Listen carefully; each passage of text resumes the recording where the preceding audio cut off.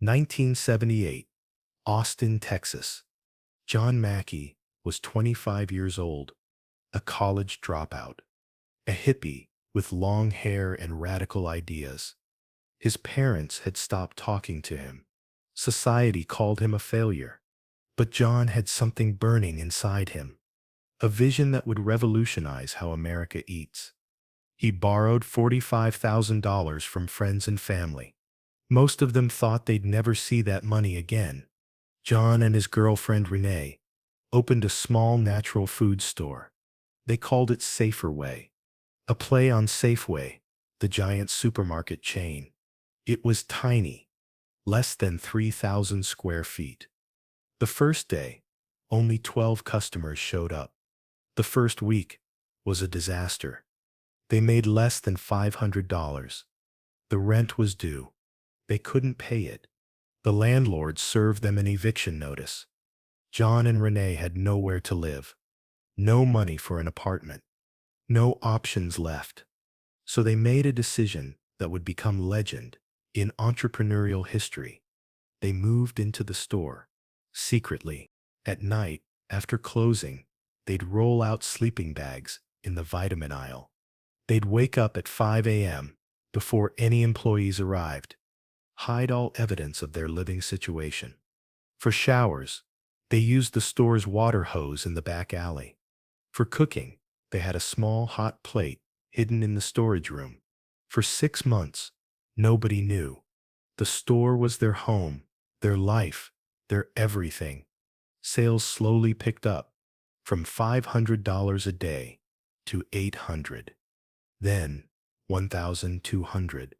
Word spread about this strange little store, where the owners knew every product personally, where they'd spend an hour talking to you about the benefits of organic farming, where shopping felt like joining a movement. 1980 arrived with promise.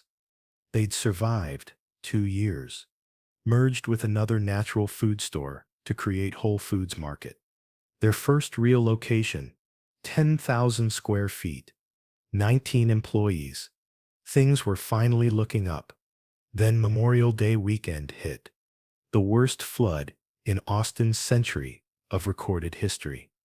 8 inches of rain in 3 hours. The store was in Shoal Creek's floodplain. The water rose 8 feet high inside the building. Everything was destroyed. $400,000 in damage. All inventory ruined. All equipment destroyed. And here's the kicker. John had no flood insurance. He couldn't afford it. Standing in the muddy ruins of his dream, John broke down. 2 years of struggle, destroyed in 3 hours.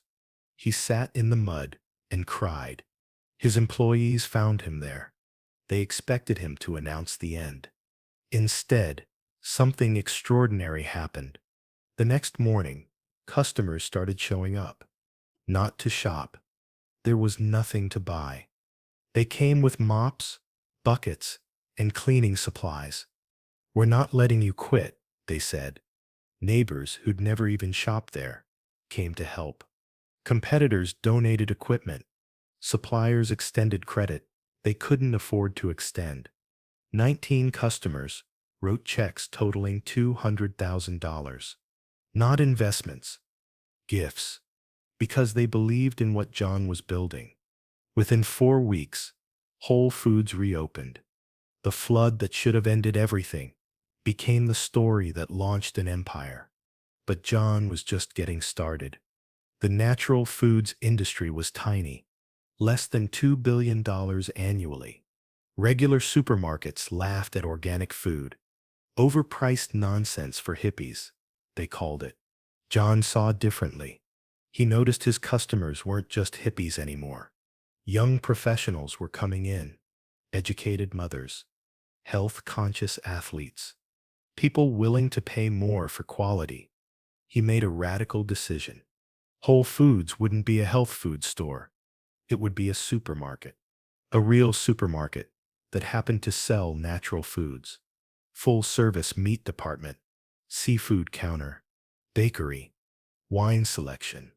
But everything would meet strict quality standards.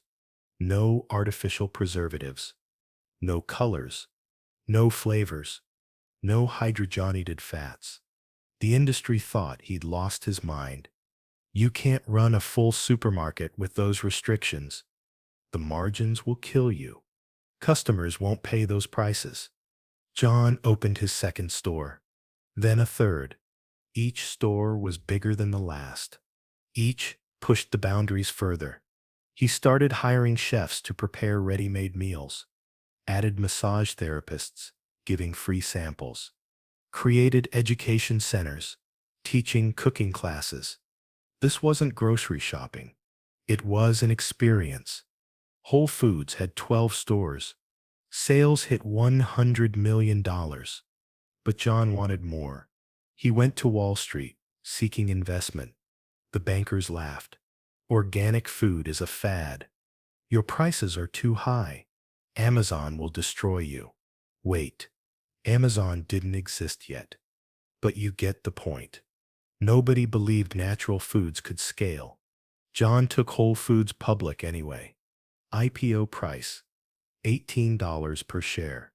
The skeptics predicted failure within 2 years. Instead, something incredible happened. America was changing. People started reading labels, questioning ingredients, demanding transparency.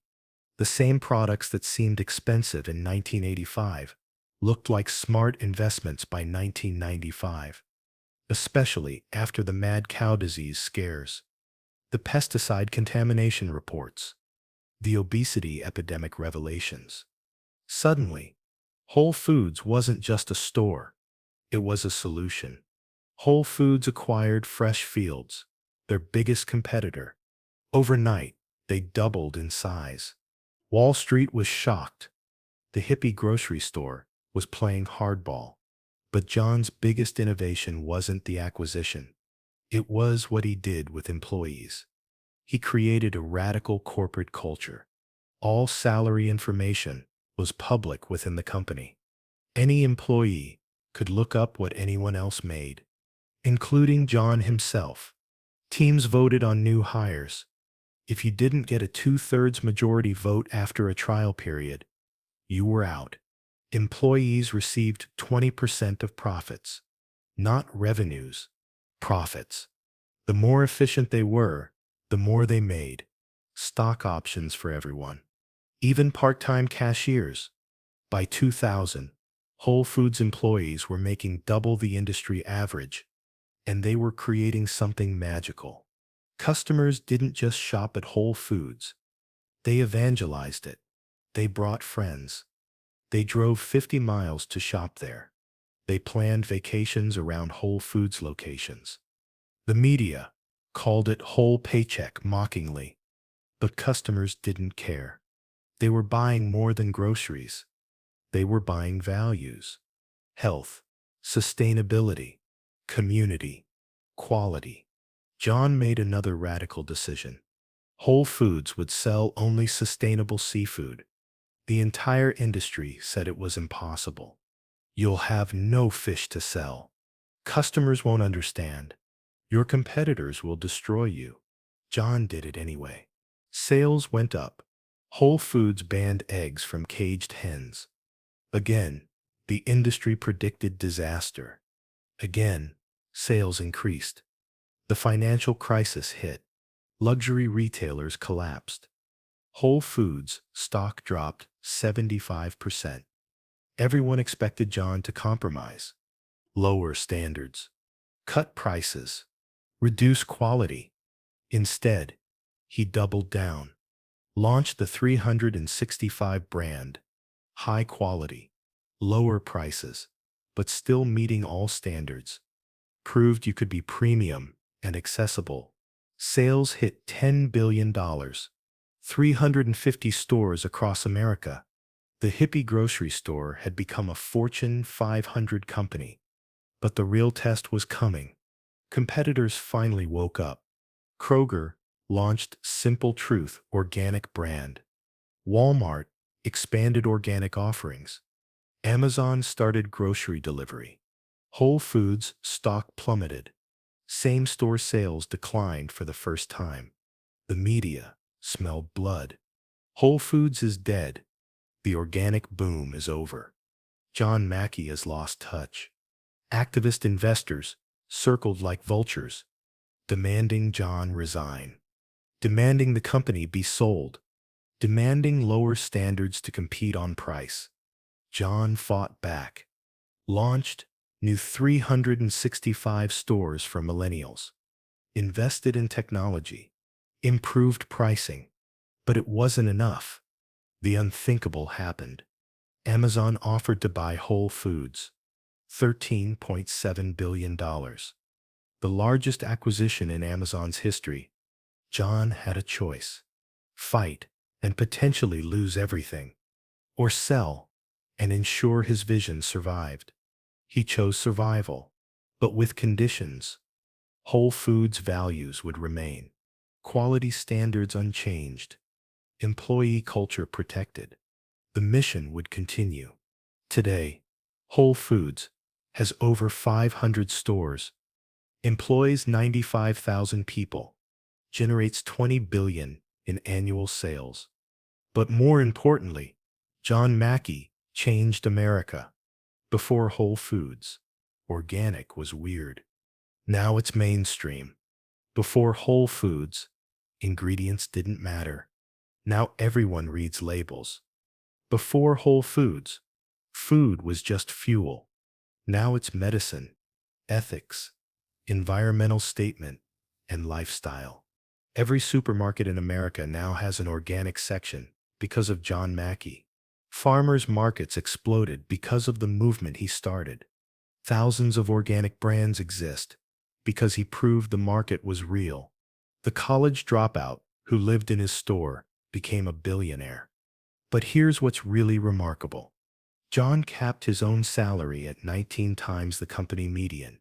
When most CEOs make 300 times their average worker, he donated his stock options to charity, created the Whole Planet Foundation, helped millions of entrepreneurs in poverty, proved business could be about more than profit.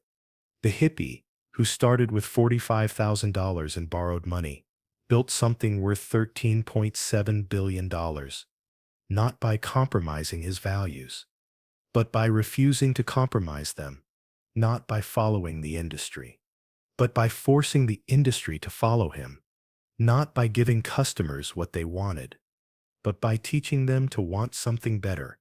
John Mackey didn't just build a grocery chain, he led a revolution. And that revolution is still growing. Every time you see organic in a regular supermarket, every time you check an ingredient label, every time you choose quality over convenience, you're part of the movement that started in a tiny Austin storefront, where a young hippie and his girlfriend sold vegetables during the day and slept on the floor at night, dreaming of changing the world and actually doing it. The lesson: your biggest liability might be your greatest asset.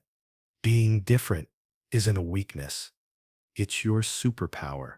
The very thing everyone says will make you fail might be exactly what makes you succeed.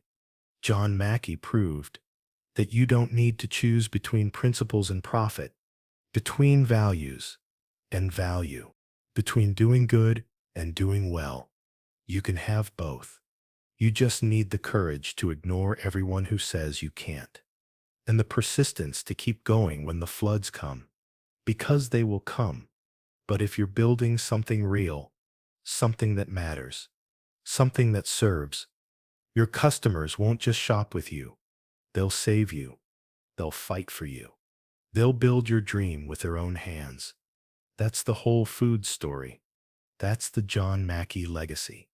And that's just the beginning.